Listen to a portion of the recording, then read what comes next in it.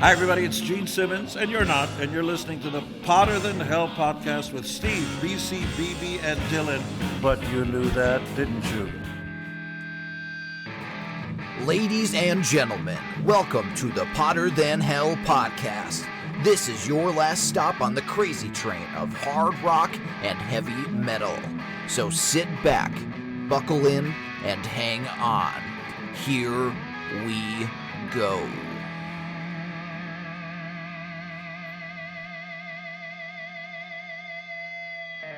Hello, Potter Than Hellions. Welcome back to the Potter Than Hell podcast. This is Steve, and with me tonight is BB and Dylan. How's everybody doing out there? Good to be back this week again. And Dylan, Yes. how are you? Very tired. It's been a very busy week already, and tomorrow is going to be the busiest meeting-wise. So I think, hopefully, after tomorrow, I'll be able to relax a little bit. But I'm excited to talk about the songs tonight. And BB, you see the little glow about him? He's got that winning glow about him. Ooh. Yeah, a little bit. Yeah, the champ. I didn't want to brag, but he's got the winning glow about it. We'll talk about that in a minute. How are you, BB? Good, hanging in there. Busy week. Went down to Philly a couple times. Moved Casey back from college. She's done with her second year. So now we have her home. So that is always good to have the little baby home. Love having her around, and she's like the music connoisseur, which I love to have. You know, somewhat a little bit on the poppier side, but I'm slowly, force feeding her some heavier stuff, and sometimes she's gobbling it right up. So I love that. And other than that, I got nothing, buddy. Ready? Yes. How about you? I am good. I had a cool meeting yesterday of possibly some cool stuff to be coming down the line relatively soon. Really in the good news department, and everything otherwise is good. Been busy. Everyone's got a ton of shit going on, and I'm no exception. Started my golf league on Monday. Won my match, so I'm happy. Yes. And so it was a good start. Had dinner with my dad afterwards, so it's good. Keeping him busy and everything now too. Sure. So thanks for asking. Yeah. So. Speaking of the winning glow, last week we did BB Jeopardy, and Dylan was the winner. What do you think there, Dylan? I thought that it was a great showing from BB in terms of coming up with the questions. There was a lot of really good stuff on there.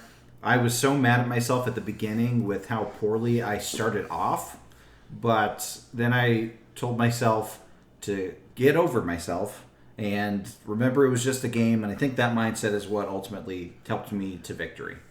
What'd you think, BB? That was fun. I really enjoyed that. Congratulations again to Dylan.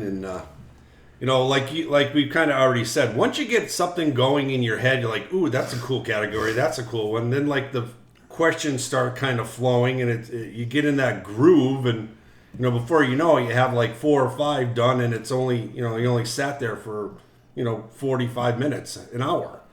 But I can't wait to do my next one. But I also can't wait till BC does it, because then we can have the Jeopardy of Champions. That's true. Yeah, I thought you did a great job. I love the Jeopardy episodes. They're fun. There's the only one that there's really work for is the guy that's doing the answers, right? And I like doing it too. I'm actually peripherally working on one for whenever my next one is. There's always some kind of things. I have a section in my notebook that I just jot stuff down, and it's not filling up quickly, but it's got a couple little things here and there. Couple dinks. Yeah, so it's always fun though. BC ended up on the positive side this time, which is really good for BC. BC obviously is not here tonight. He had.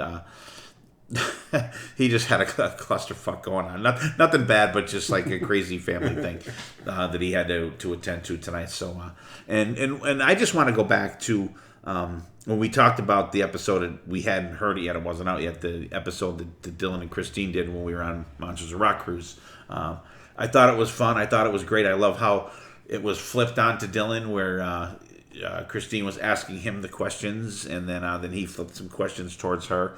I always like when those guys are on. I feel kind of stupid when I get back on the podcast of how well Christine is well spoken, but always cool to see those, hear those episodes.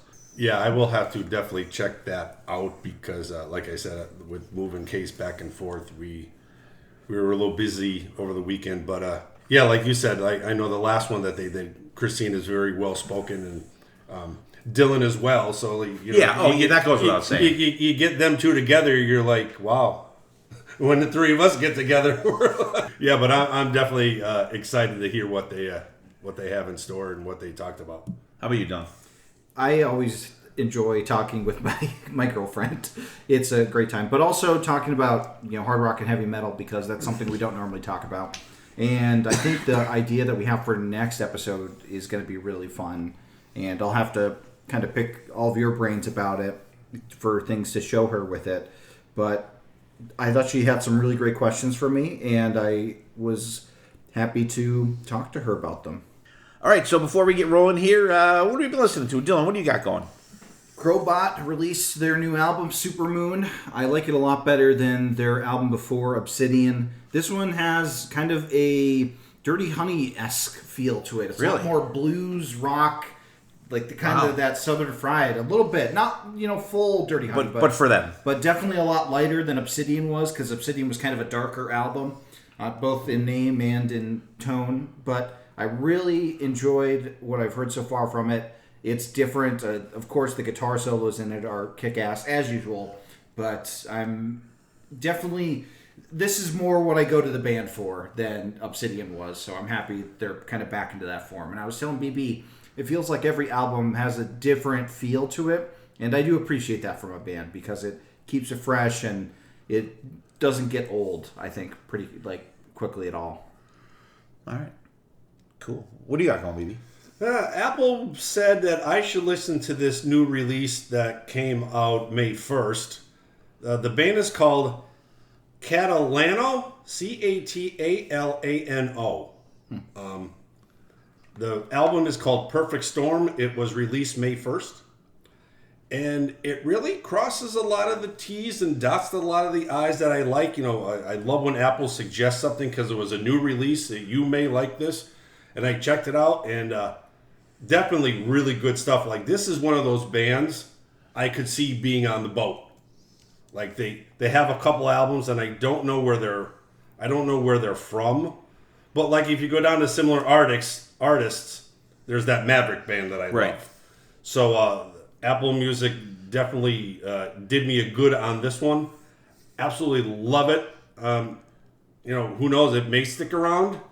But it seems like there's a lot of good stuff coming out this year, so I think it's a lot better than last year so far at this time. A lot of newer stuff. But, yeah, Catalano, I guess we'll say it. Perfect Storm. All right. Yeah, I've heard of those guys. Sonny and Steven have talked about them guys a couple times on Grown Up Rock. And it's weird because I was... in my vehicle, I was either going to work or coming from the other day, and I hit my radio station, and the song from those guys came up, and it was good. I don't think it was from that album. I think it was they from have an 3 of them one. on Apple. Yeah, I don't think it was from. I think it was from an older one.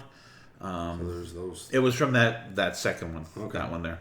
And I like that. Sometimes if something comes on like that, and I knew the name, but I'll listen to it, and sometimes I'll hit it, but I listened to the whole song, I enjoyed it. So, and I didn't know they had a new one, so I will check them out. For me. The Operation Mindcrime 3 came out the other day. I've been listening to that. You will be hearing a full review on I Remember Now, the Queensryche podcast, coming up very soon. And listen to that. The new Godsmack Live at Mohegan I listened to the other day. Picked up my vinyl copy of that from Gallery of Sound, and I've been enjoying that. And Dylan, I even checked out the new Foo Fighters album. Yeah, what'd you think?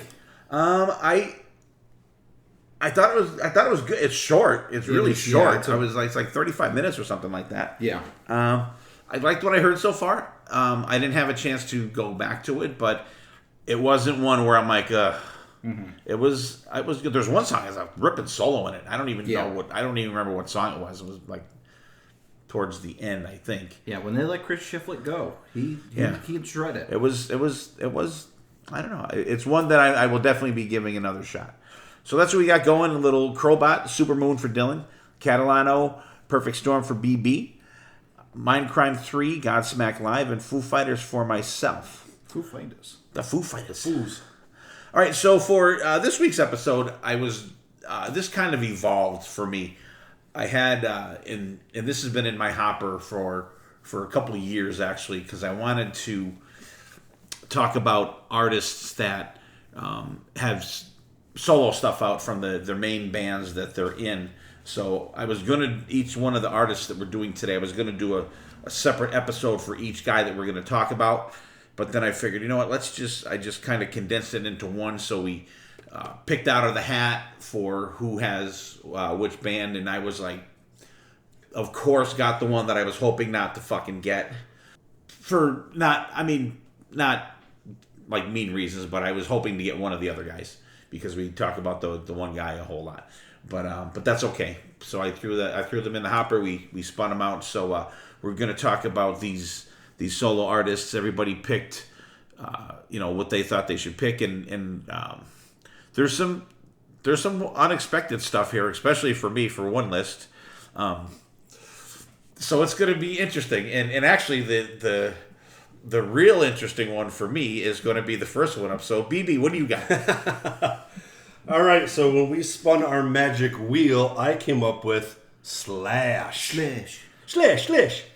And so, of course, the solo career of Slash, of course, I could not pick any Guns N' Roses stuff. And, I kind of wanted to dig a little bit deeper.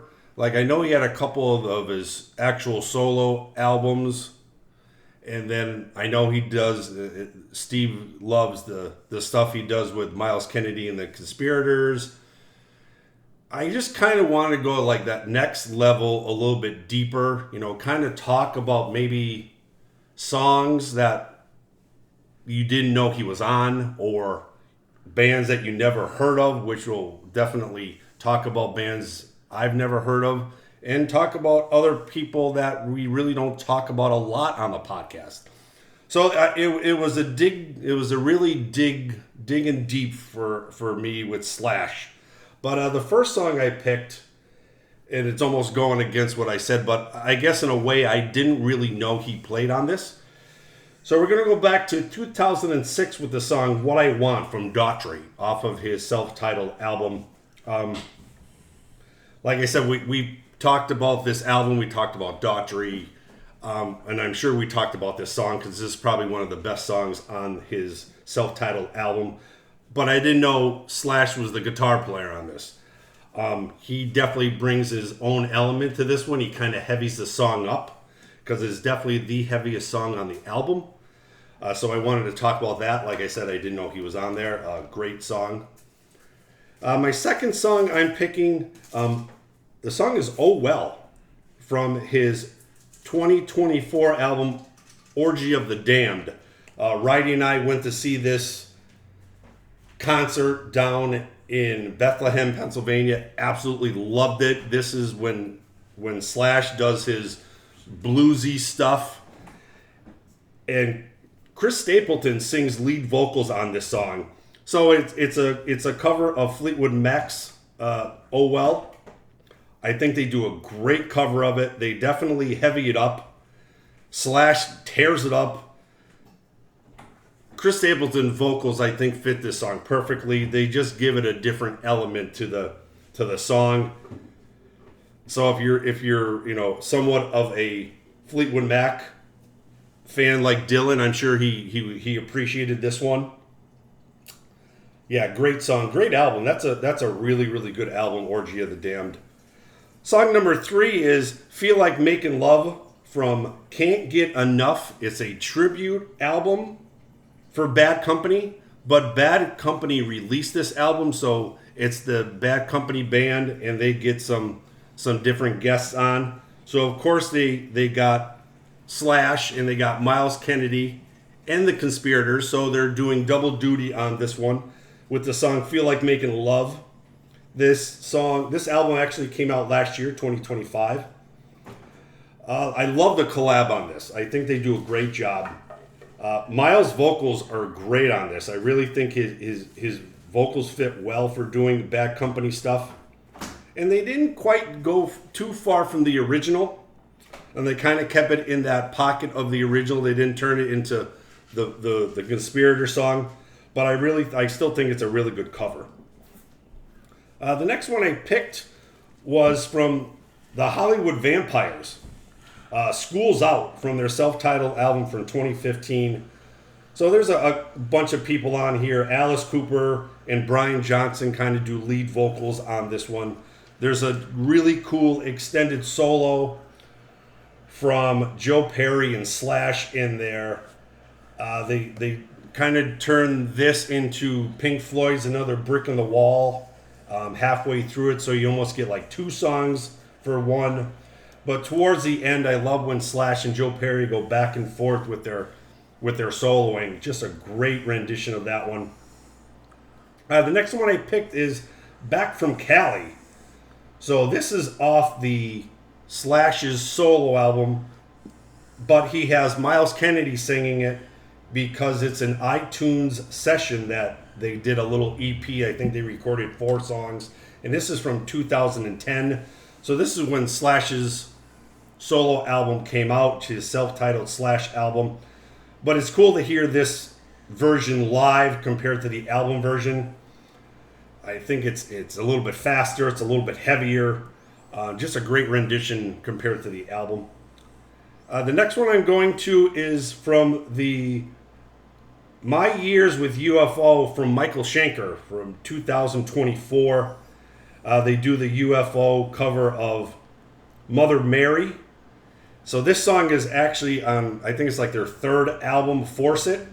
But Eric Grongwall sings vocals on this one. So when you got Eric singing and you have Slash playing guitar in this one, it's 1,000 times better than the original. What I really like is that towards the end, there's like 1:20, and it's just Slash and Michael Schenker just like doing this dueling, soloing battle back and forth. And if you like shredding like I do, I love that ending of that song. Just a great, great way to end it. You know, some people say, it's a little bit too long. I absolutely loved it. I love when 2 guys get together and they just go back and forth, and you can hear the different sounds from their guitars. Great song. The next one I'm going to is from the band called the Forest Rangers. And this is from 2010 off the Sons of Anarchy soundtrack. The song is called Miles Away. So the Forest Rangers, a band no one probably has ever heard of. They're like a roots rock band. So it's it has like this, I don't know, maybe like a Black Crow sound to them. Then you add Slash and it gets a little bit heavy sprinkle in there. But the solo that Slash plays in this song is just absolutely crazy. The outro solo is just as crazy. The song isn't bad. It's just, like I said, it's just another band to talk about, bring out the Forest Rangers, add another band to the mile-long list of bands that we've talked about on this podcast. So if you're a fan of the Sons of Anarchy, you may know this band. I think they're on every soundtrack, and there's always that somebody kind of plays with them. So it's really cool. Definitely a different band to listen to. My next one, it's kind of cool that we're going to talk about the man that I am talking about, and then to do a little collab with somebody else's list from tonight. But I'm talking about the song Emerald off Ace Frehley's Originals Volume 1 album that came out in 2016. So, of course, Emerald is a Thin Lizzy song. They do a great cover of this. I think Ace's vocals and tone fit covering Phil's vocals perfectly. The best part is towards the end. Once again, they just let Slash go. For over 2 minutes, Ace and Slash go back and forth, just like the other song. This ending is 2 minutes long, back and forth, just shredding. I love this rendition. It's just a killer guitar battle that they do. Great cover of that song. The next one I'm going to go to, hopefully Wrighty likes this one, because this is more in the Dylan wheelhouse than the Wrighty wheelhouse. We're going to go to 2023 from the album called Revamped. Demi Lovato. We've talked about her a couple times, but she has this revamped album she did, almost kind of like a Whitesnake. All these songs that she did, she kind of rocked up, and she has this song on there. Nita Strauss is on there because I know Nita was her traveling guitarist when she did her touring, and there's a couple other guests on that album. But it's just really, really cool to hear songs that I hear from Casey's bedroom rocked up. So the song is called Sorry, Not Sorry. And then, like I said, I never knew that this version of this song existed. But when you hear the Poppy version and you're so used to the Poppy version and you hear this version, it absolutely just blows your mind. You know, even though Demi Lovato is pop, she heavies this song up a ton. I think she does a great job, great rendition, super heavy. And once again, like, I love when pop people kind of do some heavier stuff, a couple other people have done that. So great to throw her out there. Great to hear what Wright has to say about that one. And to close my list out, we're going to go to Interstate 80, which is funny because when I brought Casey home, I went a different way to miss the construction on 81, Turnpike, Jim Thorpe to Route 80 or Interstate 80, and this song played on Interstate 80, so that was kind of cool. This is from Tom Morello from 2020 off of his Commandant. Jeez, I can't even read my own writing. Commandante. Commandante. All right, thank you. I definitely didn't spell that right. So this is a little EP that Tom released, but it's him and Slash. The vocals aren't the greatest because I don't go to Tom Morello for his vocals. I go to Tom Morello for his shredding. But Morello and Slash on the same song, absolutely crazy, fucking sick bananas in this one. Like I said, Tom's vocals aren't the greatest, but this is the guitar work that I want to hear from him.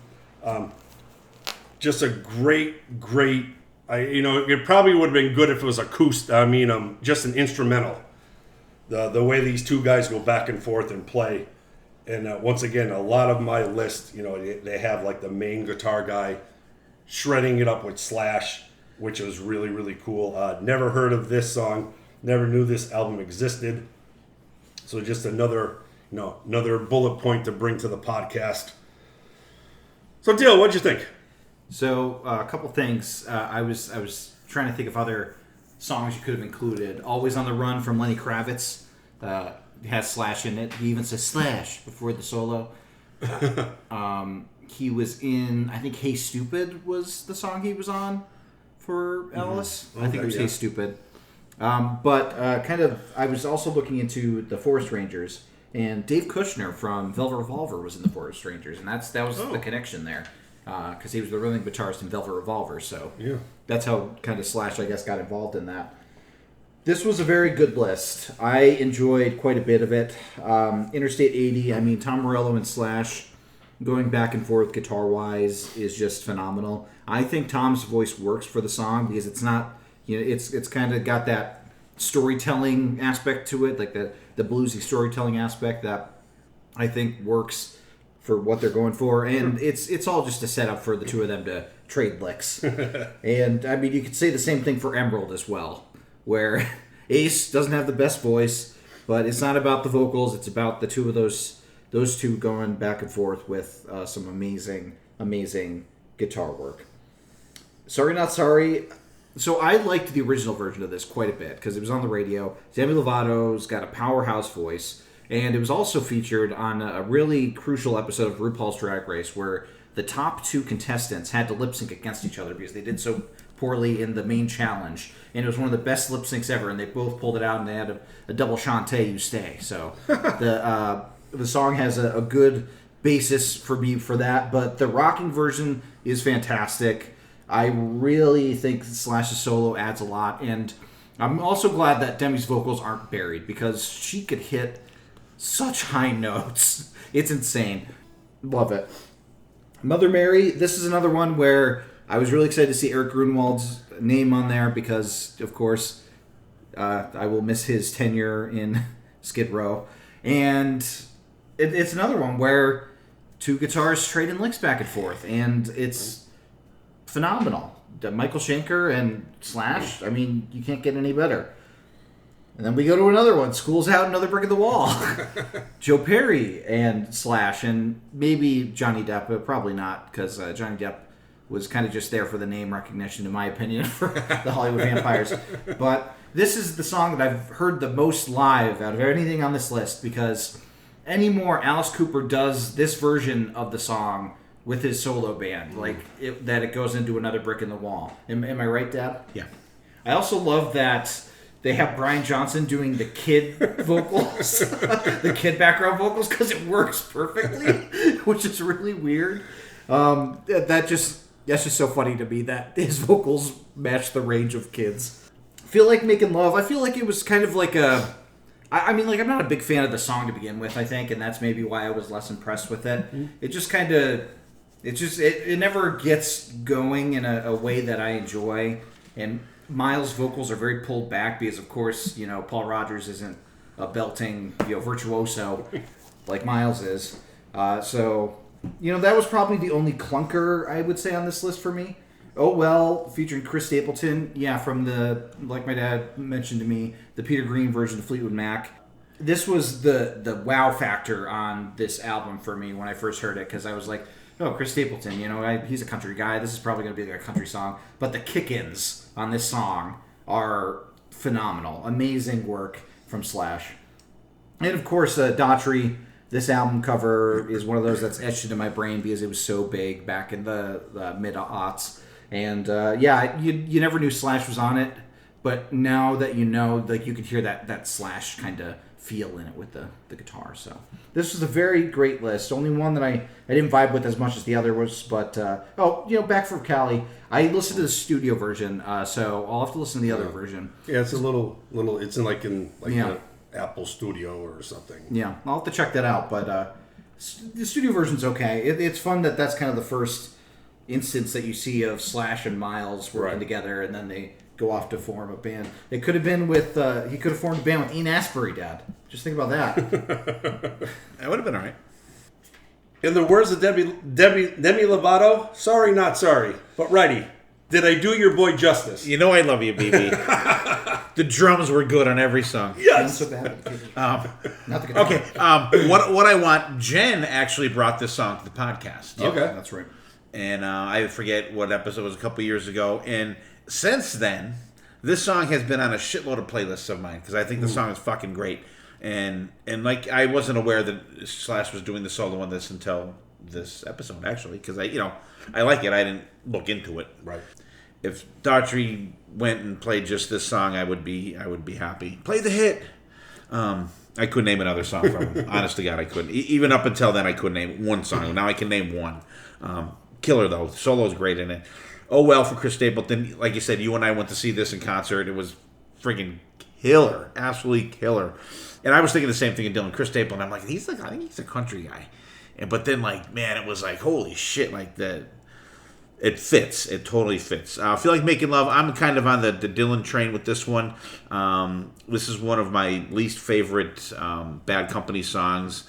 And it's not good for Miles' voice, I don't think. And they don't bring anything special to it. No. Yeah, I think it's just a run-of-the-mill cover for it. School's Out, Hollywood Vampires. I dig this. It's fun. It's cool hearing Brian Johnson in there. Slash tears it up in that part with him and Joe Perry going back and forth. I think this is a killer episode of the a version of this song. So when Dylan and I saw this live, it was kick-ass. Thank God it wasn't Johnny Depp doing fucking solo on this one, because he's a terrible guitar player, by the way. Back from Cali. Now, I gotta say, you guys know I was a late bloomer for the Miles Kennedy stuff. And so after I got into Slash and Miles Kennedy and the Conspirators, I was like, the deep dive I did into these guys. They were like my band for quite the while. I think until Kiss and Dynamite took over for them for a while. There's maybe 4 or 5 songs from Slash and Miles Kennedy and the Conspirators that I hate, and this is one of them. I fucking hate this song. Do they cover this? Because this It's is their- this is originally on his Slash album, Yeah, right? yeah, it's on. Yeah, and they play it live all the time, and I fucking hate Gotcha. it. So sorry on that one. Sorry, and actually, sorry, not sorry. I'm like, I think the fascination with this song is I think people like to say Cali. Oh, Pony probably. likes to say Cali all the time. All Pony, right. stop saying Cali. Now I know that's going to have him say it all the time now, Yep. but I think people just like to say Cali. I think it's Gotcha. stupid. Mother Mary, Michael Schenker, my ears in UFO, I think it was, right? Killer. Eric Grunwald on vocals, excellent. Yeah, and I love the back and forth on some of these songs with these guys. Michael Schenker, still killer guitar player. Not much stage presence. He just kind of stands there with the V between his legs and but he still fucking kicks ass. Yeah. And the back and forth between those guys, and I like that.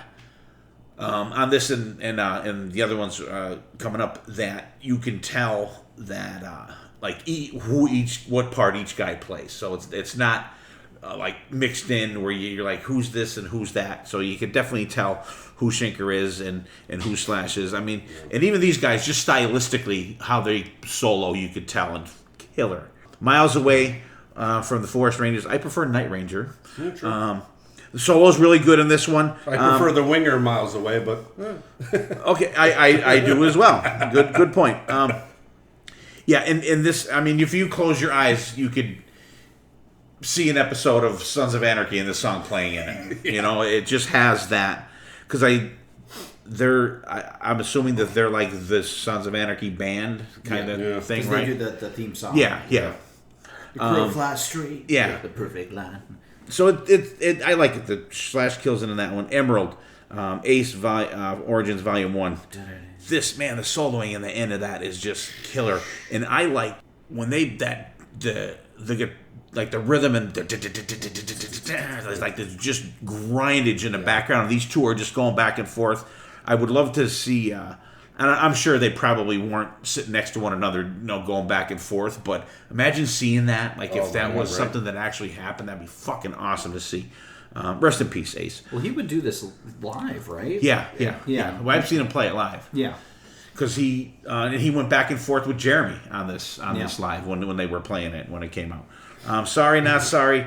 This song is annoying as fuck. No. Her voice is like fucking nails on the chalkboard. Yo, wrong. Chewing styrofoam for me. The soloing is good on it though. Interstate 80. This song's great. I've heard this. They play this on, I think, the Boneyard a lot. Because I think Tom Morello has a show on there. I think once in a while it comes on. okay. And I've heard this. I've heard this a bunch of times on Sirius XM. I like how Tom sings this song. It's a little rapish, but you still kind of get a little Rage Against the Machine vocal feel, even though I know he doesn't sing there. But he does this little squinks and squeaks and shit, and then like in him and Slash, their tones are so different. Yeah. And with them going back and forth, it's so cool to hear. Yeah. You're like, oh my god, that was cool. Tom Morello, holy shit, Slash. It's almost like they were just trying to outdo one another when they were doing this. This one, I could definitely see them like together playing this and like, oh yeah, well, fuck Take you. this. Here's this part. You know what I mean? Oh, well, I'm doing that. You know what I mean? Great list with the exception of three songs. But I like how you divvied them up. Yeah. Like it wasn't just. I mean, I was hoping for a little more Conspirators in there. But I'm sure somewhere down the road we're going to have some kind of Conspirators episode. You never know. The vocals on the Tom Morello, and I just remembered what I was thinking. It almost feels like it's Rock Soldiers-esque of the cadence, where it's like, and I don't know if it's because it's a storytelling situation. Yeah. But it's got that. All right. It's the pace of it. Yeah. Like it feels like that. So maybe that's why I like it. All right, cool. And I cried, I am invincible. I was high above it all. But his only high was just a lie. Yeah. Oh, No, sure, you he's can glad finish that lyric. I know. Because we're not under the gun. That's why. It's not a Jeopardy question. How do we know? All right. Next up in the rotation is going to be BC. He's, like I said, he's unable to be here, but we have his list. So his first track is the title track from the Accident of Birth album. Track 2 is Rain on the Graves from the Mandrake Project. Another one from Accident of Birth, Freak, which is the opening track on that album. Laughing in the Hiding Bush from Balls to Picasso. Actually, this version is from More Balls to Picasso. Abduction from Tyranny of Souls.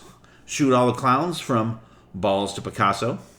Man of Sorrows, again from Accident of Birth. Devil on a Hog from Tyranny of Souls. Faith from Skunkworks. And yet another Accident of Birth. He really likes that album. He loves this. Yep. The Magician from Accident of Birth. I'll go first on his real quick. I'll go up. The Magician, Accident of Birth. Great song. I love. I forget what song was right before, but it literally segues right into this song, and it's a perfect match. Faith, Skunkworks. I'll tell you what. This song is good. This album is different for what Bruce was putting out, but it's really good in its differentness. And I believe that there is a, you know how he did More Balls to Picasso with heavying it up and all that stuff. There's a version like that coming out of Skunkworks too. Skunkier Works. Yeah. Devil on a Hog, Tyranny of Souls. This is a song that is friggin' fantastic. The chorus is awesome. The soloing is just absolutely killer on this song. The chorus is absolutely fantastic. Man of Sorrows, not a fan. It's a slower one. I think we did this album on one of my birthdays, actually. Shoot All the Clowns, fun song. Shoot. For people that are afraid of clowns, probably that could be their fucking theme song. Abduction, Tyranny of Souls. You still afraid of clowns? Still afraid of... Yeah. Abduction, Tyranny of Souls, another ripping song from that album. Laughing in the Hiding Bush, great song. Just... like the version on More Balls to Picasso is really heavied up, excellent. Freak from Accident of Birth, first track on that album. And when I first heard this album, this was the first album that Adrian Smith was with Bruce Dickinson on a solo album, and I was like, holy shit, just blown away. The heaviness of it, the soloing in it, the back and forth between Roy Z and Adrian Smith, just absolutely killer. Rain on the Graves from his latest album, The Mandrake Project. We got to see them play this live in Philadelphia. I think November. I think we went. Absolutely killer. Accident of Birth, title track from that album, absolutely killer. But BC, what the fuck? He does not have one song from The Chemical Wedding on there. I was going to say, what the fuck? No love for Chemical Wedding? Jesus Christ. That is a huge, we have 1, 2... Four from Accident of Birth. You couldn't have got rid of Man of Sorrows and put even the title track in there or something, Come on, BC, work with me, goddammit. What do you got for him, BB? That's what I'm wondering if it's not on streaming. It is. Is it? Yes, it is. Oh yeah, it's on there. BC's a very big Bruce Dickerson fan, so Bruce Dickerson. Yeah, that Dickerson guy, he's great. Yeah, this is a cool list, especially, it's just a different sounding, you're not getting the history lesson of from these songs, from his solo stuff. Accident of Birth, a great rocker. I love this title track from that album. Rain on the Grave. I like the vocals at the chorus, which are really, really cool compared to the verses. You can hear the dentures. Yeah, there's something definitely different there. The music of that song is absolutely great. Freak, love this one. Killer rocker. I love the dark groove to it. The pounding fast drums in it just perk my ears up. Laughing at the Hiding Bush, another great song. It has a good chug to it. Guitar work is great. I like when songs have lighter verses than heavier choruses, and this song fits that. Abduction, heavy rocker, more killer bass in this one. The solo is just absolutely sick bananas. Shoot All the Cows, like Wright said, it's a fun rocker, but it's definitely... Shoot All the Cows. Did I really? Yeah. Eat more chicken. Eat more chicken, shoot all the cows. All right, let's try it again. Let's shoot all the clowns. Holy cow, man, and I'm not even really drinking. Shit. Yeah, like Wrighty said, this is a fun rocker, but it's definitely different for Bruce. There's like funk parts in there. There's horns. There's a rap part in there. So definitely different. Man of Sorrows. Hey, now you get the softer side of Bruce. You got a little piano. You got violin in there, which is definitely different. Once again for Bruce. I'm really surprised that BC picked this one, but that's all right. We won't hate. Devil on a Hog. The harmonies of this song at the chorus is just so good. Once again, the solo in this is so heavy, but the solo is heavy for the song because the song is a little bit. I'm not going to say soft, but it's a little bit more, mid-tempo. But the actual solo is just absolutely crazy. Faith, I kind of like this one. For 1996, it has a cool blend of almost a little bit of grunge and a little bit of like alternative in there. So it's like really different for Bruce, but just the different aspect of that and how the year, the time it came out. I really, really enjoyed that one. In the Magician, as this is kind of where I kind of go more for like the Bruce sound. Like this has like that Iron Maiden kind of vocals cadence to it, more of a background sound that I like from Bruce. So there are definitely a couple I was kind of surprised, but other than that, there's some good rockers on that one. What do you think, Noah? The crazy thing is that I know a lot of these songs by the song, but not by the title, because I remember you listening to them so much that, like, for instance, Accident of Birth, I always thought was called Welcome Home. It could be. And I'm like, oh, that's this song. Like, Yeah. that was kind of my experience listening to this album. I was like, oh, that's this song. What's interesting is Devil on a Hog, for some reason, I associated with Iommi Hughes' Fused. And it's because they came out in the same year, and you would listen to both of those albums. So when I was listening to this, I'm like, why am I thinking Fused? And I don't know if I was like... And I played the shit out of both of those albums. Yeah, so that, like, it's crazy how my, like, mind synapses were firing off and connecting to different things with some of these songs. Abduction is heavy. I love how heavy that song is. It's fantastic. I like Man of Sorrows because I think Bruce could sell that kind of song really well. A song that I don't think he could sell well is Shoot All the Clowns. I hate this song. Do you? I cannot stand this song. This is not what I go to Bruce for. I don't think it's natural for him to do it, and I don't think he pulls it off. And that's I feel bad for saying that, but that's just how I feel. Rain on the Graves, yeah, the verses I'm not a fan of, but I love that like organ hit, that kind of hammer horror like in this song. That for me is worth price of admission alone. Laughing in the Hiding Bush is a classic. Yeah, this was a pretty good list, but I also noted the lack of Chemical Wedding. I was like, oh, there's no Chemical Wedding songs on this. That's really interesting. There's also no Tattooed Millionaire songs on here. Yeah, either. no Tattooed Millionaire. I forgot about that. Yeah. Which I have no problem with that. I don't really like that. There's a couple good ones on there, but I'm surprised you didn't put The Dark Side of Aquarius on there. But BC being BC. It was another Renee pick. I'll do it. It was BC. Yeah, there's no telling the inner workings of BC's mind. You don't want to go there. Yeah. All right, so there's BB. The Killer Bees ones are in the books, and since BC was so remiss and didn't put anything from Chemical Wedding on there, we're going to play a song from Chemical Wedding for our gem song this week.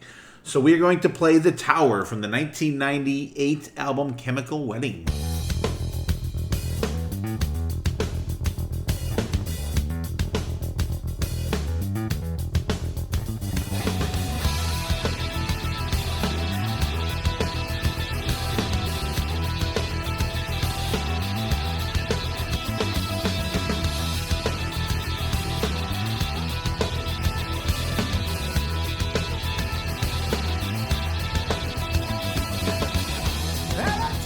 Come on.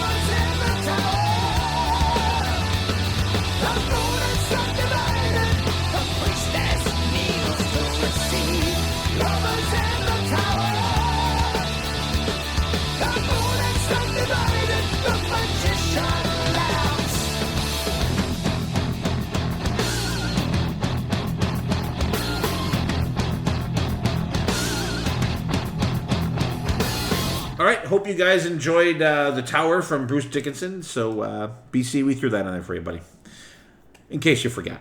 All right, so we're going to do a little hidden gem action here, and I'm going to go first on this one, I think, today.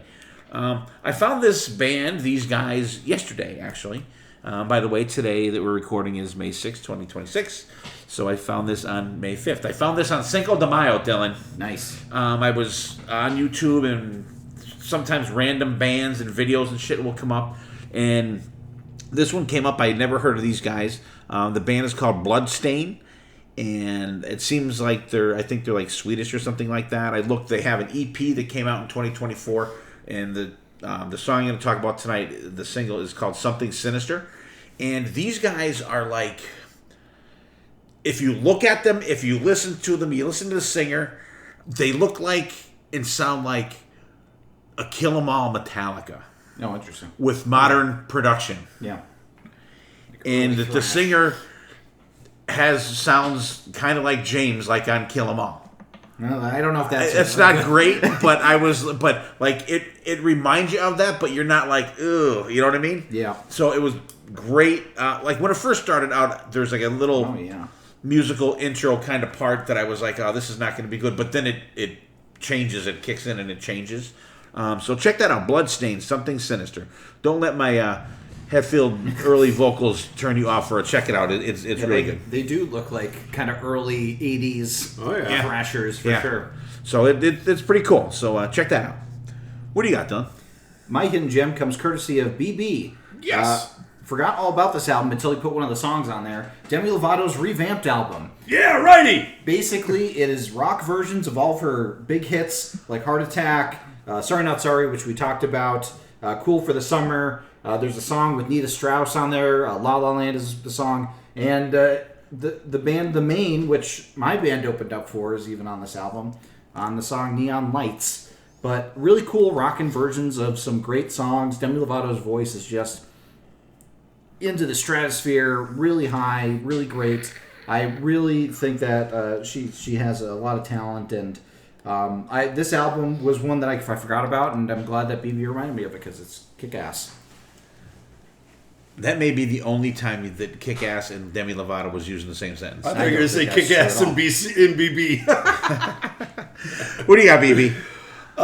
Yesterday on Facebook, I noticed that for the first time since it was released, that Firehouse Category 5 has been added to streaming. I'm like, boy. I'm like, I don't think I know that album. So I kind of checked it out so it was released in 1998. Not a lot of good stuff on there, a lot of like softer stuff, but the opening track, Can't Stop the Pain, is really, really good. That Bill Leverty tears it up on this one. And of course, CJ Snare vocals, absolutely phenomenal. Definitely a cool song. Definitely super deep for Firehouse. I don't think I've ever seen this done on like ever live, so it was kind of a surprise. But yeah, Firehouse with Can't Stop the Pain. All right, cool. All right, so there's our hidden gems for the week. Bloodstained, Something Sinister for Me. Check those guys out. Firehouse, Category 5, new back on streaming. And check out the song Can't Stop the Pain from 1998. And Dylan's got Demi Lovato, Tomato. Revamped from, I don't know what year that is, but... 2023. 2023. So kick-ass versions of her songs on that one, according to Dylan. So, all right, so we are going to get back into the lists, and BB picked Dylan to go next. Okay, so I was chosen to choose some Rob Halford songs from his storied solo career, and it's funny because of the 4 artists that we're talking about tonight, Rob Halford was the one that I knew the least about. So I went on a crash course listening through Rob Halford's many albums and appearances outside of Judas Priest, and I think I came up with a pretty good list. Some of them were just no-brainers. I put them on immediately, but others I was really pleasantly surprised to find, and hopefully they'll be pleasant surprises for you all as well. So the first song I picked was the first song that I thought of, is from Five Finger Death Punch, The Wrong Side of Heaven, Righteous Side of Hell, Volume 1 album. It's the lead-off track off there, and I think it's a great lead-off track, Lift Me Up. I think that Rob Halford and Ivan Moody's vocals go really well together. I love when a band, when they have a featured singer, they'll let the featured singer do the second verse, and then they'll both do the second chorus sung together. And that's what happens in this song. I love the cadence of the singing. I think it works really well for Rob Halford's vocals. And I think Ivan Moody even called like himself being the guest vocalist on the album, and he considers Rob Halford like the main vocalist. I don't think that's true, but I think it's a nice... if it was true, he would have sang first. Yeah, I think it's a nice sentiment, and I think Rob Halford really performs well on this song and elevates the song, lifts the song up, if you will. The second track is from the Ronnie James Dio, This Is Your Life tribute album that came out. It's the version of Man on the Silver Mountain. I appreciate Rob not going very high with the vocals for the most part on this song. I think he could have been very screechy if he tried during this era of his, singing. And I think that his background vocals are doing a good job of lifting, doing the high vocals. I wish there was maybe a little more passion through the song, like at the end. I think that at the end he starts to kind of seem like he's into it, but the rest of the song he kind of seems a little laid back, but I still think it's a cool version of the song. And then we're getting to the version of Rob Halford that I really enjoy from the Fight Band War of Words album. We're going Into the Pit, and he almost goes King Diamond-esque in this song. Very high vocals. It harkens back to the heaviness of Painkiller and shows that he could really hang in this era of metal. And I love the grindage part in the middle of this song. I think that Fight is a really great song. You, of course, have Scott Travis, on drums, and the drums just elevate it so much. Definitely a band that was showing, hey, we can do heavy too, Judas Priest. We don't need, Ripper. And then the next track that I picked off of War of Words is Nailed to the Gun. The kick-ass back and forth soloing on this one. I love the scream right before the soloing as well. And it's just a balls to the wall rocker. Fight, those two albums, definitely check them out if you haven't. My next track is from the Made of Metal album, and it is the song Made of Metal. The lyrics are cheesy, but in the best way possible. You got the NASCAR call out, and I think this was used on NASCAR for a bit, but I love the robotic vocals at the beginning. I just think it's a good driving song from Halford. It's a good indication of this kind of era of Halford. My track 6 was my favorite find that I found. So I was looking on Spotify for Rob Halford features, and I saw that he featured on the soundtrack of the Buffy the Vampire Slayer movie. Now, this was before the show came out, and it was Christy Swanson playing Buffy instead of Sarah Michelle Gellar. And there's a lot of, different, like, C&C Music Factories on the soundtrack, Ozzy's on the soundtrack with one of the songs off of No More Tears. But this song was written for the album, and it's Rob Halford with Pantera. And I think it's really a great 90s heavy song. The solo in it, of course, is fantastic from Dimebag. And I think, like, what a what-if scenario if Rob Halford ended up, going with Pantera, into the record other albums instead of Phil Anselmo. Like, I don't know if it would be better, but it would be different. And I think this is a fantastic song, very underrated. There is a live version of it, I think, on the Resurrection Live album. But, like, it doesn't have Pantera on it, so it's a little different, but both versions very good. Next track, this is a track I know my dad loves from the Made of Metal album, Till the Day I Die. It's got the Western style to it, the slide guitar and kind of the kick drum going, but the heaviness kicks in, and I love Rob's vocals for the heaviness kicks, by the hook. It's really impactful, and I think it's a fun song, and I love the love it till the day, and then the solo kicks in. Fantastic. My track 8 is a song off of the Resurrection album. The title track, once again, Resurrection. Just a heavy Halford song. Vocally, he is soaring on this song throughout. This is really a great indicator of how fantastic Rob Halford is with metal vocals. My track 9, this one was a fun find as well. From the band In This Moment, their Ritual album. The song's Black Wedding. It has jaunty piano at the beginning, so that alone is worth price of admission. But I love how Rob's voice interacts with Maria Brink, the vocalist's voice. The riffage at the end of the chorus is great, and I love that it's basically kind of a mirror image of White Wedding, because it's a nice night for a black wedding, and even the way that they sing it is very much referencing Billy Idol's White Wedding, and so much so that Billy Idol and Steve Stevens do get writing credits on the song. So, which is really cool. They did it right instead of getting sued over it. Yeah. The grindage part in this is kick-ass. Really fantastic song. And, this is a band that I found because of Ice Nine Kills, because they co-headlined a tour, I think back in 2023 maybe, or 2013, one of those two. But, fantastic. And then my last track is from Phil Campbell, Sans Bastard Sons. This was just Phil Campbell on his album Old Lions Still Roar. The song Straight Up. Unfortunately, it is not a cover of Paula Abdul. That would be amazing to hear. But it's a nice straight up rocker from Phil, and I think Rob's vocals do well for it. Nothing crazy, but it's cool hearing Phil Campbell and Rob Halford in the same song. So, Dad, what'd you think of this Halford list? I enjoyed it. I was kind of dying to hear what you picked, because I knew you weren't, a Halford solo guy. So I was kind of anxiously waiting to see what you were going to throw out there. Lift Me Up from Five Finger Death Punch. That's cool, because I want to first listen. I'm like, does Rob Halford actually singing this goddamn song? Mm-hmm. But then he comes in for the second verse, and then they do the thing.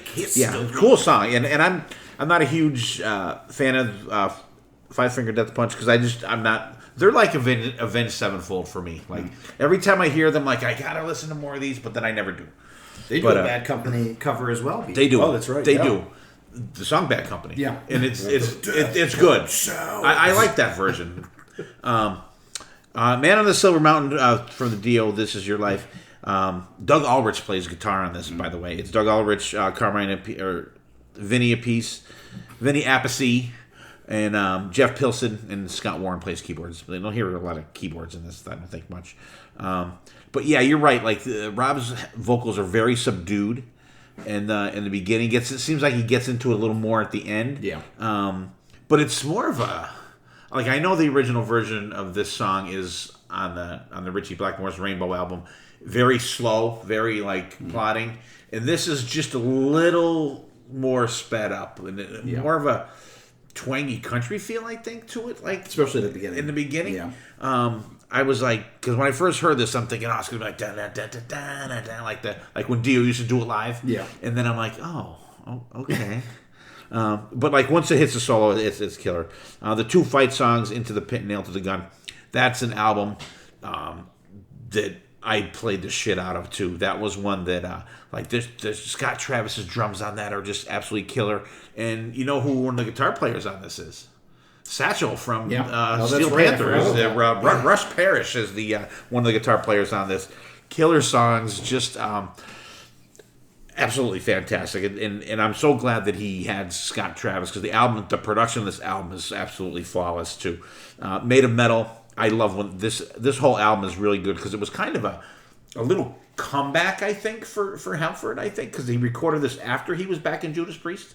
So Made of Metal, cool. And you're right, they were playing this on NASCAR they mentioned NASCAR Dream in the song, by the way.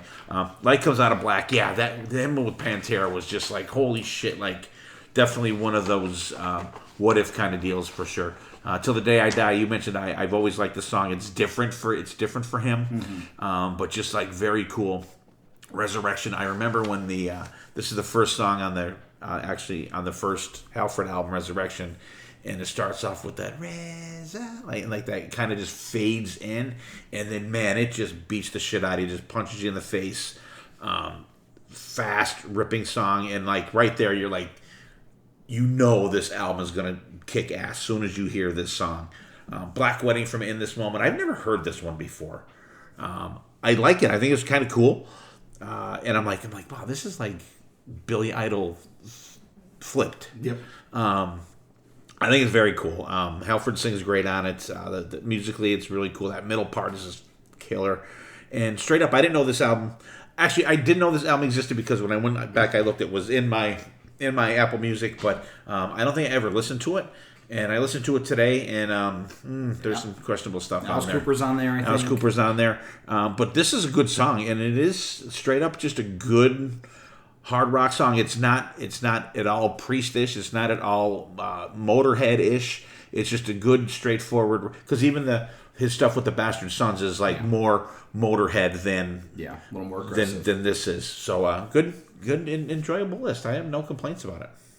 BB, do you have any complaints about this? I do not. No, it's almost pretty much what everybody kind of has already said. Mm-hmm. Lift Me Up. I love this song. I love the heavy chug. I love the double bass drum sound there, and I love how Rob sings in like that. How Five Finger kind of pronounces things. Yeah, like he pronounces how Five Finger would pronounce or sing it. Singing their style, same for sure. Yeah, and it fits, and I absolutely love it. I love that song. Man on a Silver Mountain, almost like everybody else, kind of, more like what you said, Dill. I wish he sang this with more attitude, with more energy, because it just seemed flat. Dead. Like kind of what everybody said. Dio, Rob, come on.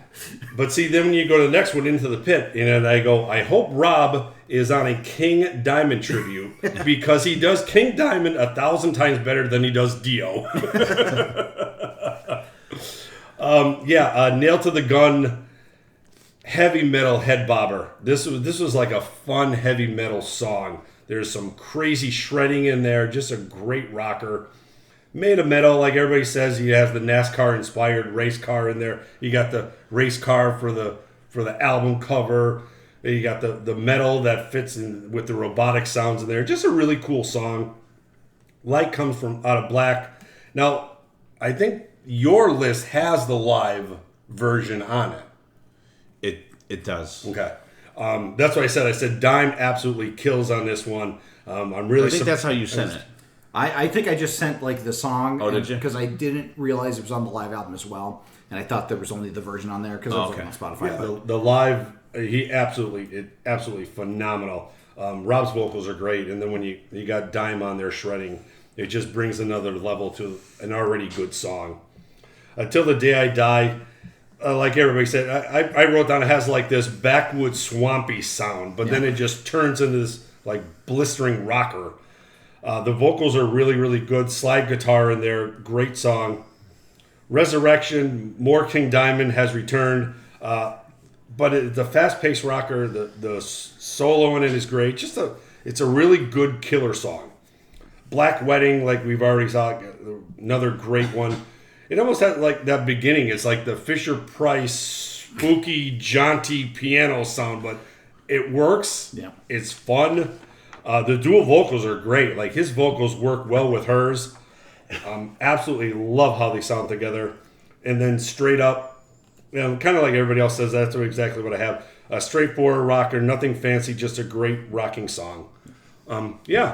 Besides the Man on the Silver Mountain, just need a little bit more push. Yeah. Great list. Yeah, and that was one that I picked like before, and I was listening to the list, and I'm like, Rob could have done better. He's the weak part of that. He's the weak part of that song. Unfortunately. Yeah, I was when I first heard that, like out of all the songs on there, I was like even Tenacious D had more passion. Yeah. Oh yeah. Oh, he's like a Dio fanatic though. Yeah, that's true. So, all right. So I'm up. Last, and I have the late great Ace Frehley. It was tough picking these because it was. I wanted to pick ones that I like. I wanted to pick ones that I knew some of you guys enjoyed as well. So my first track I have is the opening track from the Trouble Walking album, "Shot Full of Rock." Probably one of the most rocking Ace solo tunes out there. Just absolutely, the soul wing is friggin' killer in it.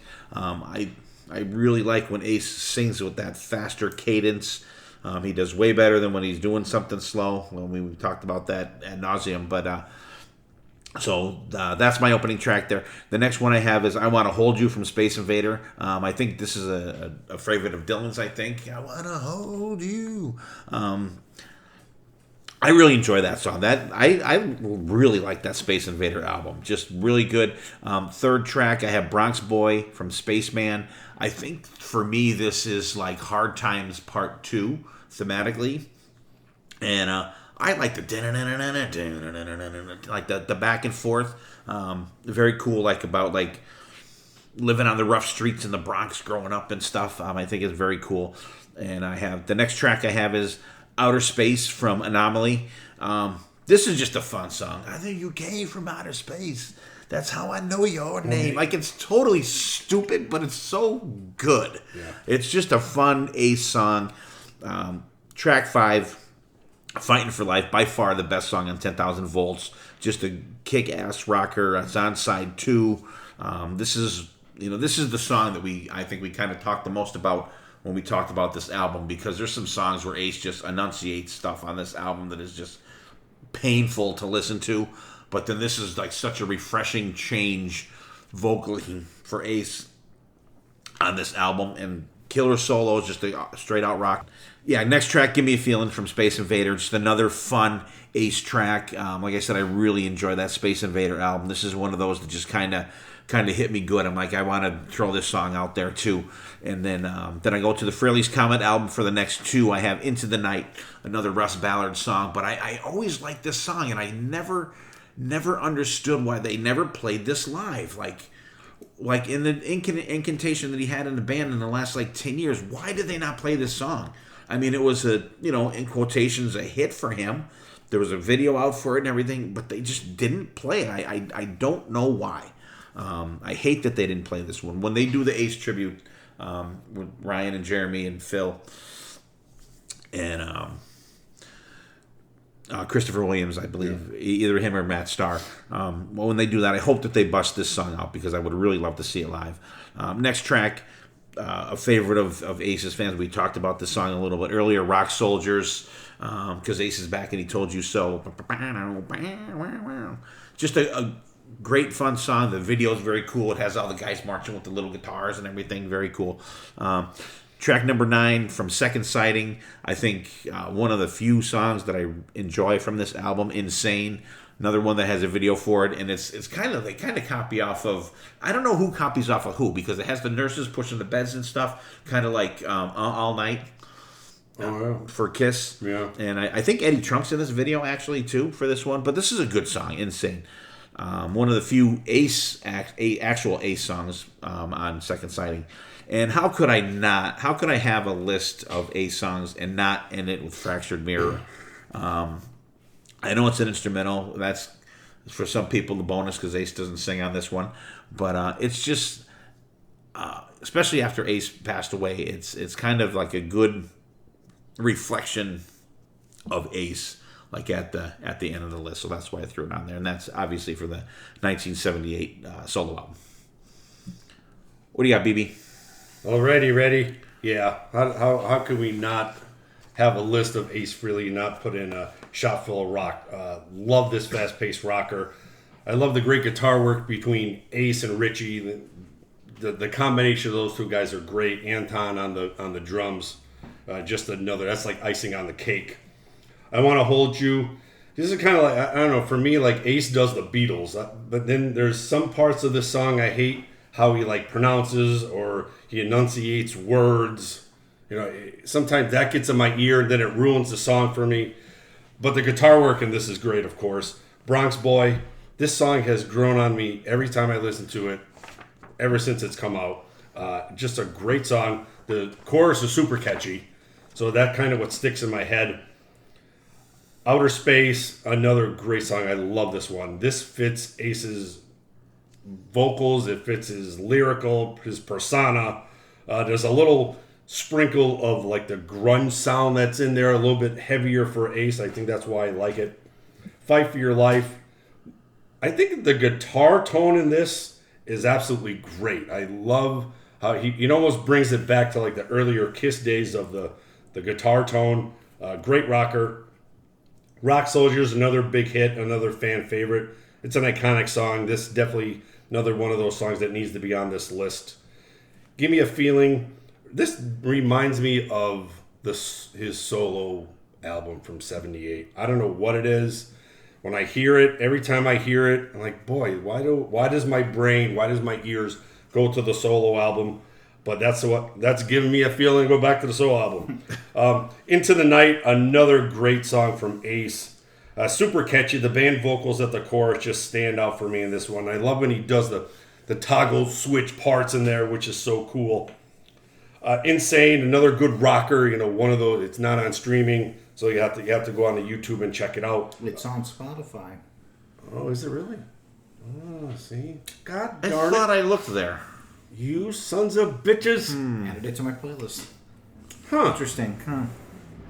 Spotify still sucks. It's still on. And then, of course, ending your list with Fractured Mirror. Like I said in the past, the church bells in the beginning just give this a new meaning to this song. Just a great way to end your list. Yeah, fantastic. Dylan, what do you got for me? So a couple call-outs. Bronx Boy, I think, is a great song. I do think it is kind of a nice sequel to Hard Times, and I do like that he curses in it. Don't give me bullshit. You know? Very funny. Fighting for Life, the 10,000 Volts album really surprised me with how much I ended up liking a lot of the stuff on there. And this is one of those where it just has that, like, and I think it might be the guitar tone, but the riffs on it just feel more elevated than what Ace normally does. Like, Ace normally does kind of the down and dirty rock and roll, which is really fantastic. And not to say that that's like a lesser form, but there just like seems to be, I don't know, some more emotion added to some of these riffs. And this one is a really good example of that. Of course, I Want to Hold You is my favorite Ace song. I think it's a great, good time. It just has a lot of joy in it that I really enjoy. Outer Space, like what a great kind of, I guess you could call it a comeback song, because this was the first single released for Anomaly, and that was kind of the first album in a bit that he had done. And it's just so heavy. Like, you don't expect Ace to get this heavy. And I love the drum fill before the second chorus, the then going into it. It's just, I don't know. It's a different vibe of Ace that I'm not used to seeing, and I am never upset to see it. And I wish there was more of that, like to have Ace do really heavy stuff, because he can pull it off, like with this one. And yeah, the lyrics are, I'm sick and tired of the human race. Yeah, you and me both, Ace. Yeah.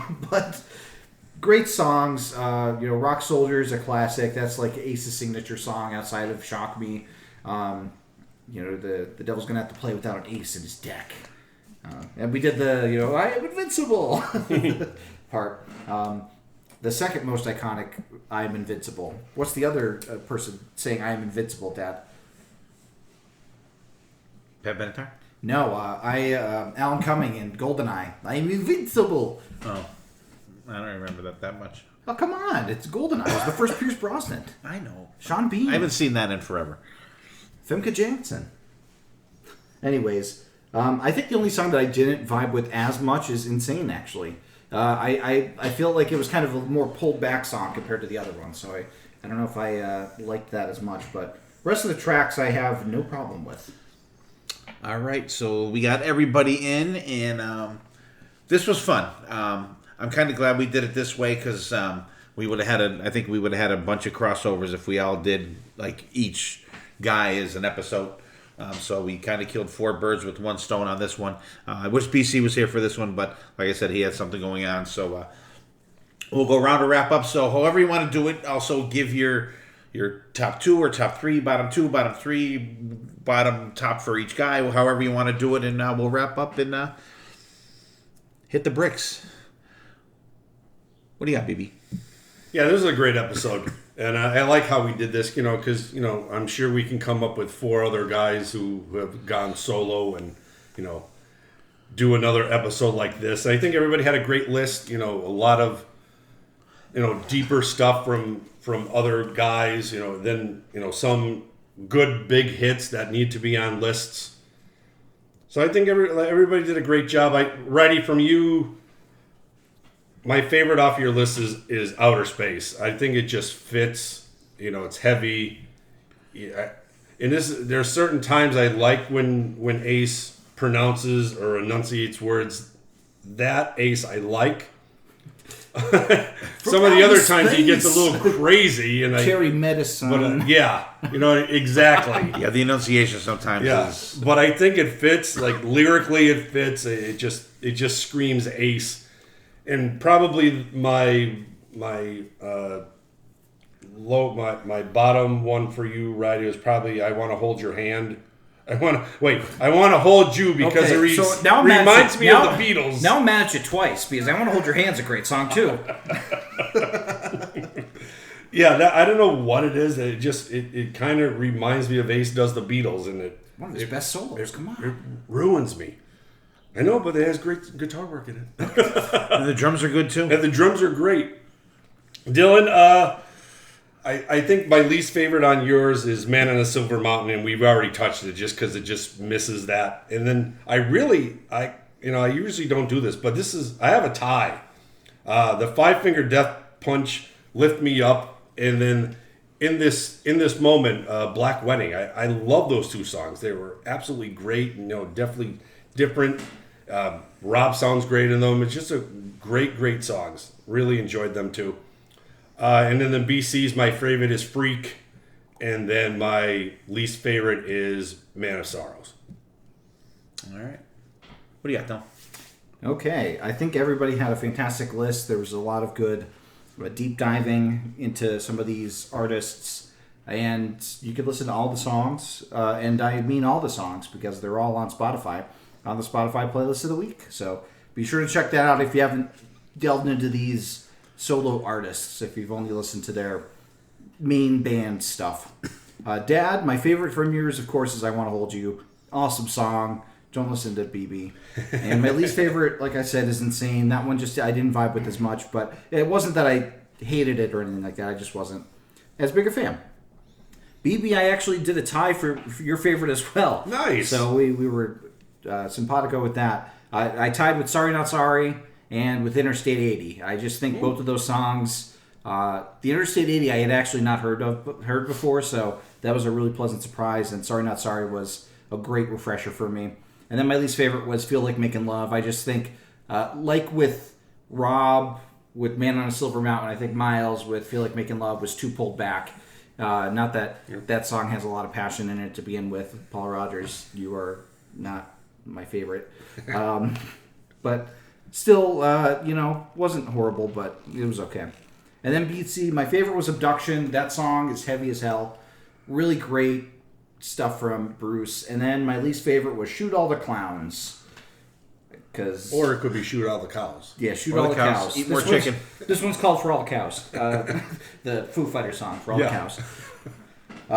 There's a in the documentary for the Foo Fighters, there's a super cut of Dave introducing this hour. He's like, this one's called For All the Cows. This one's called For All the Cows. Like at different shows. So wanted to reference that. Now, Shoot All the Clowns is not my vibe of Bruce. I did not find it fun to listen to. It was a little too out there, a little too experimental for me. So, all right. Yeah, I enjoyed doing this one. Like I said, this was in my hopper for a couple years actually, and I never just got to do it. So I'm glad we meshed them up here, and fun. Some songs I didn't know, people played on them. Some songs I hadn't heard before, which worked out good for me, which was very cool. And I will read BC's top and bottom.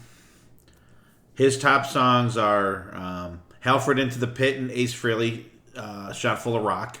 And the bottom he has Sorry Not Sorry from Demi Lovato and Black Wedding, which is kind of a little surprising. So that's BC's. And so for me, for my favorites, I have I put 2 for each one. My tops are Emerald and What I Want from BB.